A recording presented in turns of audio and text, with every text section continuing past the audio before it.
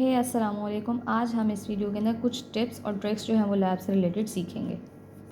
सबसे पहले ट्रिक या ट्रिप जो है वो हमारी ये है कि जब भी हमारे पास कोई ऐसा रिएजेंट हो जिसकी पैकिंग जो है वो बहुत बड़ी हो, जैसे कि ये अभी हमारे पास 200 मिलीग्राम की जो है ना 200 मिलीग्राम नहीं, सॉरी 100 ml की पैकिंग है और ये बहुत बड़ी पैकिंग होती है। मतलब एक रिएजेंट के अंदर मुझे 500 यूज़ करना होता है। तो अगर ये 100 ml की पैकिंग है तो हमें बहुत सारी पैकिंग है। तो सबसे पहले टिप ये है कि जब भी आप एक रिएजेंट यूज़ करें, जो सा यूज़ कर रहे हो उसके ऊपर जो है ना आपने किसी भी किस्म का मार्क कर देना है। आप मार्क जो है पेन से भी कर सकते हैं या आप इसको इन यूज़ कर सकते हैं, आप इसको क्रॉस कर सकते हैं, मतलब जैसे भी आपको ईजी लगता है वैसे आप कर सकते हैं। नंबर 2 ट्रिक ये है कि जब भी आपने किसी भी रिएजेंट को खोलना है तो उसका कैप किस तरह रखना है, मैं आपको बताती हूँ। जब भी आपने कैप रखना है तो आपने इस तरह कैसे कैप रखना है, आपने इस तरीके से कभी भी कैप नहीं रखना है, ये बहुत रॉन्ग वे है।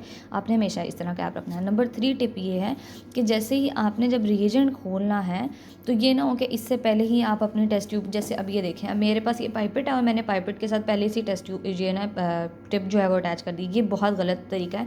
जब मैंने रिएजेंट खोला इसके बाद मैंने अपनी पाइपेट पकड़नी है और फिर उसके बाद जाके मैंने जो है ना इसके साथ अटैच करना है इसको, टिप को ऐसे। फिर मैंने टिप को अटैच करना है और फिर मैंने रिएजेंट लेके तो उसके अंदर डालना है। ये तरीका है।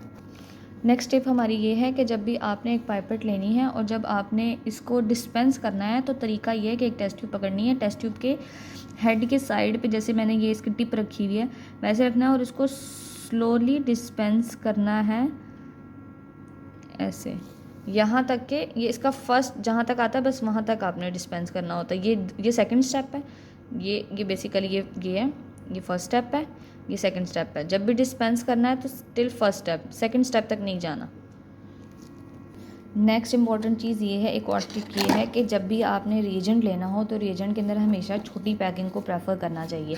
इसका मकसद ये होता है कि जब भी आप टिप्स दोबारा अंदर डालते हैं तो कंटामिनेशन से बचती है और छोटा रिएजेंट होता है जल्दी यूज़ हो जाता है। जब हमारे पास इस तरह की 100 ml वाली पैकिंग है तो इसके अंदर कंटामिनेशन के चांसेस ज़्यादा हैं, जिसकी वजह से हमारे रिएजेंट के जो रिज़ल्ट्स हैं ना वो गलत आ सकते हैं जब मैं बार बार कंटामिनेट करती हूँ, टिप अंदर डालती हूँ। और इसके अंदर जो है जब हमारे पास छोटी रिएजेंट होता है, इसका नेक्स्ट टिप जो वो ये है कि आपने हमेशा, अगर आपकी लैब ऐसी है कि जहाँ पर ज़्यादा टेस्ट आते हैं तो आपने हमेशा वर्किंग रिएजेंट बनाना शुरू कर देना है।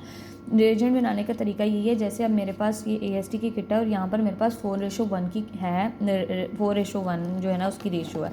तो आपने हमेशा 1 पार्ट इसका लेना है और हमारे पास 4 पार्ट जो है ना वो इसके लेने हैं। इन दोनों को मतलब इसमें से निकाल के चाहे इसमें मिक्स कर लें, इसमें से निकाल के चाहे इसमें मिक्स कर लें, तो चाहे आप जो है ना एक अलग से जो इस तरह की जो खाली होगी हुई है उसके अंदर डाल के, मतलब 1 पार्ट इसका डालें और 4 पार्ट इसका डालें।